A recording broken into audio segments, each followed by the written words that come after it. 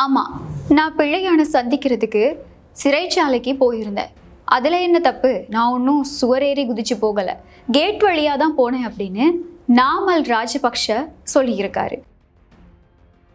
இது என்ன புதுசாக சொல்லியிருக்காரா? இல்லையே, இது அன்னைக்கு குற்றச்சாட்டு வந்தப்பவே இவர் சொன்ன ஒரு விஷயம் தானே அப்படின்னு நீங்கள் எல்லாமே நினைக்கலாம். ஆனால் இதில் முக்கியமான விஷயம் என்ன அப்படின்னா, இவர் போகிற எல்லா இடத்துலையுமே இந்த ஒரு விஷயத்தை அடிக்கடி பதிவு பண்ணிக்கிட்டு இருக்குது தான். வழக்கமாகவே ராஜபக்ஷ குடும்பம் ஒரு மேடை ஏறினாலே அப்போ இருக்கக்கூடிய அரசாங்கத்தை அதிக அளவில் விமர்சிக்கிறது தான் வழக்கம். அப்படியான பட்சத்தில் இப்போ தேசிய மக்கள் சக்தி அரசாங்கம் மேலே இருக்கக்கூடிய பல குற்றச்சாட்டுகளையும் அவர் இந்த மேடையில் முன்வச்சதை பார்க்கக்கூடியதாக இருந்தது. அது மட்டும் இல்லாம நாமல் ராஜபக்ஷ பேசின பல விஷயங்கள் இப்போ சமூக வலைதளங்கள்ல அதிக அளவுல பகிரப்பட்டு வருது அப்படின்னு சொல்லலாம். அப்படி என்னதான் இவர் நேற்று பேசினாரு அப்படிங்கிறத இந்த வீடியோல பார்க்கலாம். துர்கா லட்சுமி வீடியோ கால் ஜோதிடம். எந்த பிரச்சனையாக இருந்தாலும் வீடியோ கால் மூலம் சரி செய்யப்படும். அனைத்து பிரச்சனைகளுக்கும் 11 நாட்களில் தீர்வு.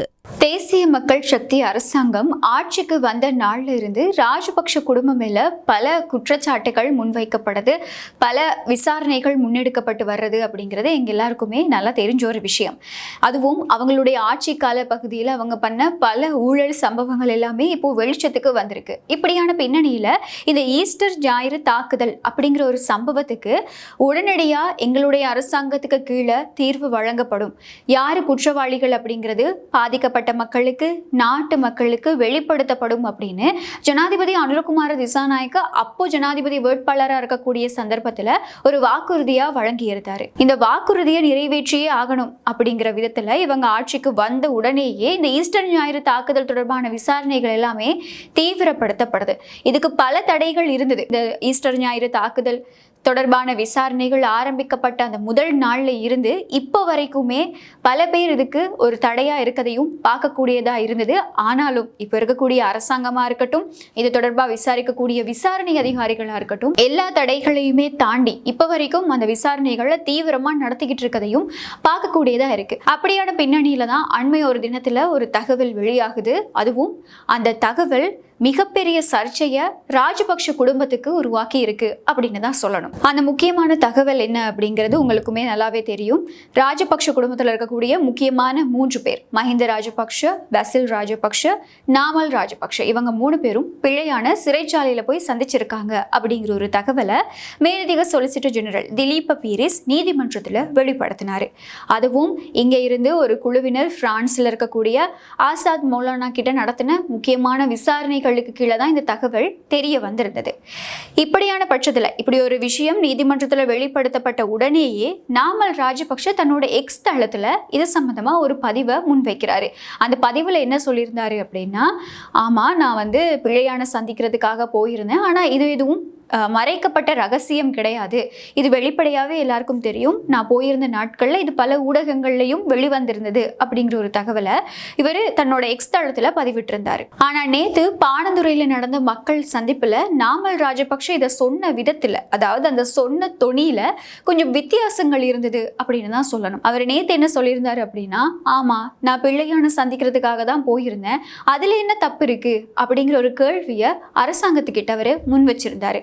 அது மட்டும் இல்லாம, நான் ஒன்றும் சிறைச்சாலை மதில் வழியா பாஞ்சி பிள்ளையான பார்க்க போகல, கேட் வழியா தான் போயிட்டு வந்தேன், அங்க ஒரு விசாரணை அதிகாரியும் இருந்தாரு, அவர் முன்னாடி தான் நான் பிள்ளையான் கிட்ட பேசினேன் அப்படிங்கிற பல விடயங்களை நேற்று இந்த பாணந்துறை சந்திப்புல அவர் வெளிப்படையாவே சொல்லியிருந்தாரு.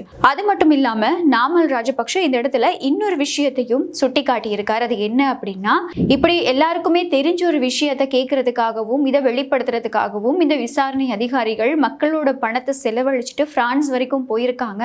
பிரான்ஸுக்கு போயும் பிடியாணை பிறப்பிக்கப்பட்ட ஒரு நபரை தூதரகத்துக்கு கூட்டிகிட்டு அவரை உட்கார வச்சு அவர்கிட்ட இது சம்பந்தமா விசாரணை மேற்கொண்டிருக்காங்களே தவிர பிடியாணை பிறப்பிக்கப்பட்ட நபரை அப்படியே விட்டுட்டு வந்திருக்காங்க அப்படிங்கிற ஒரு குற்றச்சாட்டை, ஒரு மிகப்பெரிய குற்றச்சாட்டை அரசாங்கம் மேல முன் வச்சிருக்காரு. ஆசாத் மௌலானா அப்படிங்கிற நபர் மேல பிடியாணை பிறப்பிக்கப்பட்டிருக்கு. இதுக்கு முன்னாடியே அவர் பிரான்ஸுக்கு தன்னோட குடும்பத்தோட போயிருக்கதா தான் தகவல்கள் வெளியாகி இருந்தது. அப்போ பிடியாணை பிறப்பிக்கப்பட்ட ஒரு நபர்கிட்ட விசாரணை அதிகாரிகள் போய் விசாரணைகளை மேற்கொண்டு அவர் அப்படியே விட்டுட்டு வந்திருக்காங்க அப்படிங்கிறது தான் நாமல் ராஜபக்ஷவோட குற்றச்சாட்டா இருக்கு. ஜனாதிபதி பல மேடைகளில் சட்டம் எல்லாருக்குமே சமம் அப்படிங்கிற ஒரு கருத்தை தெரிவிச்சுக்கிட்டே இருக்காரு. அப்போ ஆசாத் மௌலானா விஷயத்துல சட்டம் ஏன் ஒழுங்கா செயற்படலை அப்படிங்கிற ஒரு கேள்வியை நாமல் ராஜபக்ஷ நேற்றைய தினம் முன் வச்சிருக்காரு. இந்த உரையில நாமல் ராஜபக்ஷ சுட்டிக்காட்டின இன்னொரு விஷயம் என்ன அப்படின்னா, யுத்தத்தால உயிர் நீத்த ராணுவ வீரர்களுக்கு மரியாதை செலுத்துறதுக்காக போன விமல் வீரவங்சவுக்கு அனுமதி மறுக்கப்படுது. அவர் பல வாக்குமூலங்களை வழங்குறதுக்காக இப்போ வரைக்கும் போலீஸ் நிலையங்களுக்கு அழைக்கப்படுறாரு.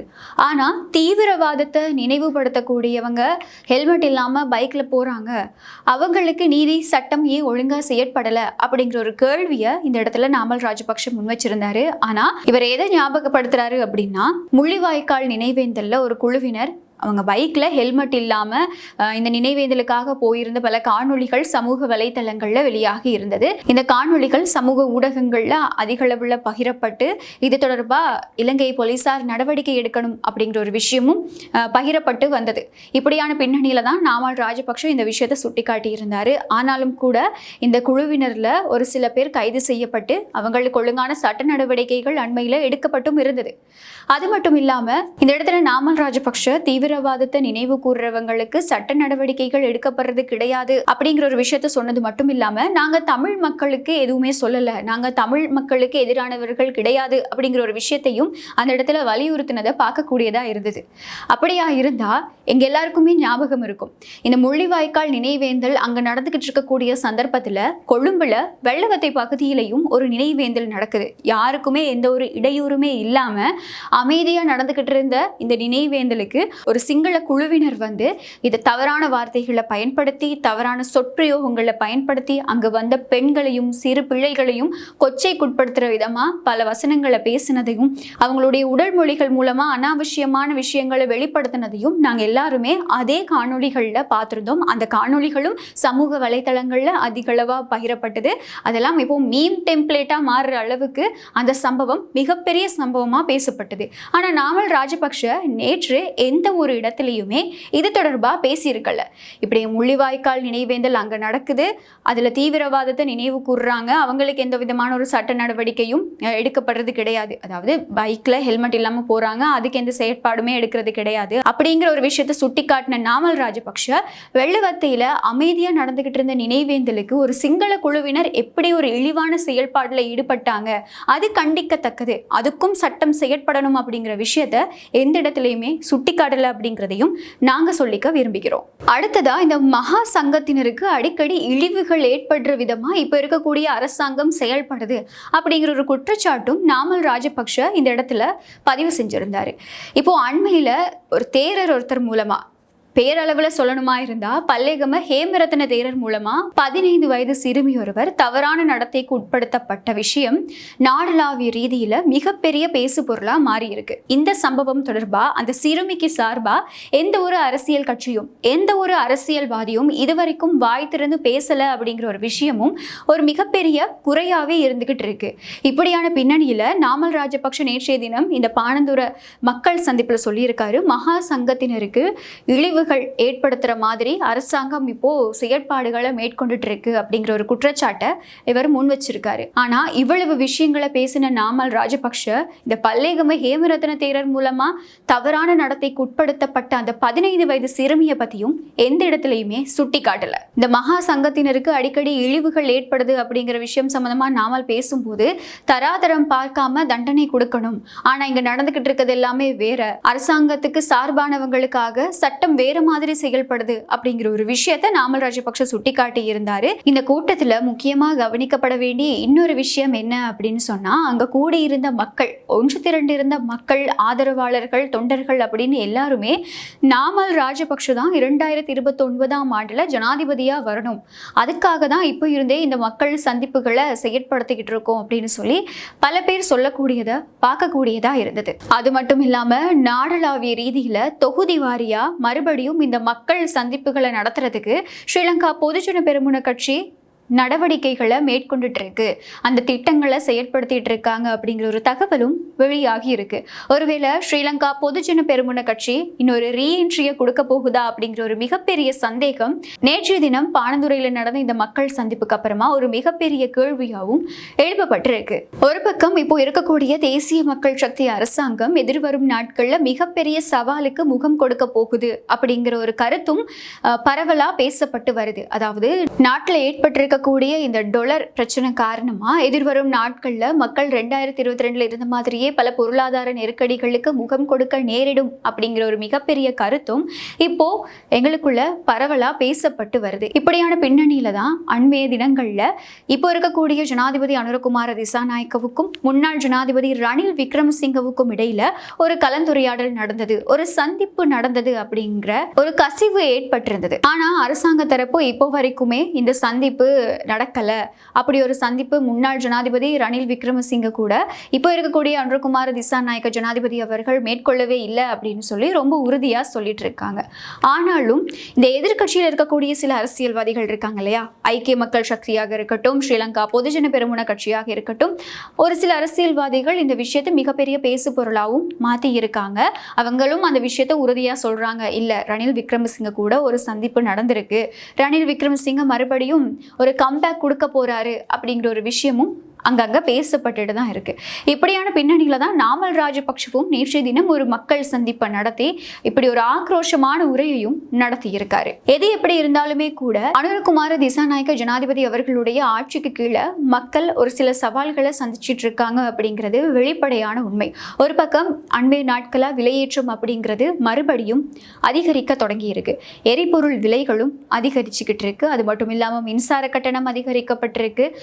மக்களுடைய நாளாந்த செலவுகள் எல்லாமே மறுபடியும் அதிகரிக்க ஆரம்பிச்சிருக்கு. இதனால மக்கள் மிகப்பெரிய அசௌகரியங்கள்ல சந்திச்சுட்டு வர்றாங்க. இப்படியான பின்னணியில இப்போ எதிர்கட்சிகள் ஏற்கனவே தேசிய மக்கள் சக்தி அரசாங்கம் ஆட்சிக்கு வந்த நாள்ல இருந்து அவங்க செய்யக்கூடிய பல விஷயங்கள் தொடர்பா எதிர்கட்சிகள் சேர்ந்திருந்து பல விமர்சனங்களை முன்வைக்கிறத பார்க்கக்கூடியதா இருந்தது.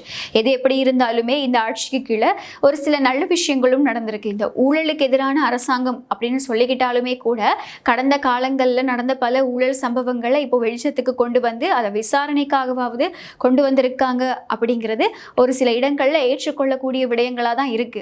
ஆனாலும் தேசிய மக்கள் சக்தி அரசாங்கம் ஆட்சிக்கு வந்ததுக்கு அப்புறமா புதிதா எந்த ஒரு ஊழல் வழக்குமே முறைப்பாடா கொண்டு போய் வைக்கல. இவங்க எல்லாமே வந்து கடந்த ஆட்சிகள்ல வைக்கப்பட்ட முறைப்பாடுகளை தான் இப்போ விசாரணைக்கு எடுத்துக்கிட்டு இருக்காங்க அப்படிங்கிற ஒரு குற்றச்சாட்டும் இப்ப இருக்கக்கூடிய அரசாங்கம் மேல இருக்கு. அது மட்டும் இல்லாம 159 பேர் இருக்கக்கூடிய ஒரு அரசாங்கத்துல ஜனாதிபதி மட்டும்தான் ஒழுங்கான முறையில செயற்பட்டுக்கிட்டு இருக்காரு, அவர் மட்டும்தான் நாட்டை கட்டி எழுப்பணும், இந்த பிரச்சனைகள் எல்லாத்திலையுமே தீவிரமா செயற்படுறாரு அப்படிங்கிற ஒரு குற்றச்சாட்டும் இல்லாமலும் இல்லை. இப்படியான பின்னணியில இப்போ எதிர்கட்சிகள் எல்லாமே தீவிரமா மக்கள் சந்திப்புகளை நடத்துறதுலையும் அவங்களுக்குள்ள சந்திப்புகள் நடத்துறதையும் சர்வ கட்சி மாநாடு நடத்தணும் அப்படின்னு சொல்லி கோரிக்கை விடுக்கிறதையும் பார்த்தா நாட்டுல கூடிய விரைவில் ஏதாவது ஆட்சி மாற்றம் நடக்குமா, அரசியல்ல பெரிய மாற்றங்கள் ஏற்படுமா அப்படிங்கிற ஒரு மிகப்பெரிய கேள்வியும் இல்லாமலும் இல்லை. இப்போ இருக்கக்கூடிய இந்த அரசாங்கத்துக்குள்ள நடந்துகிட்டு இருக்கக்கூடிய இந்த சிக்கல் நிலைமையை நீங்க எப்படி பாக்குறீங்க அப்படிங்கிறது தொடர்பாகவும் கமெண்ட்ல சொல்ல மறக்காதீங்க. மறுபடியும் இன்னொரு வீடியோல சந்திக்கலாம். துர்கா லட்சுமி வீடியோ கால் ஜோதிடம். எந்த பிரச்சனையாக இருந்தாலும் வீடியோ கால் மூலம் சரி செய்யப்படும். அனைத்து பிரச்சனைகளுக்கும் 11 நாட்களில் தீர்வு.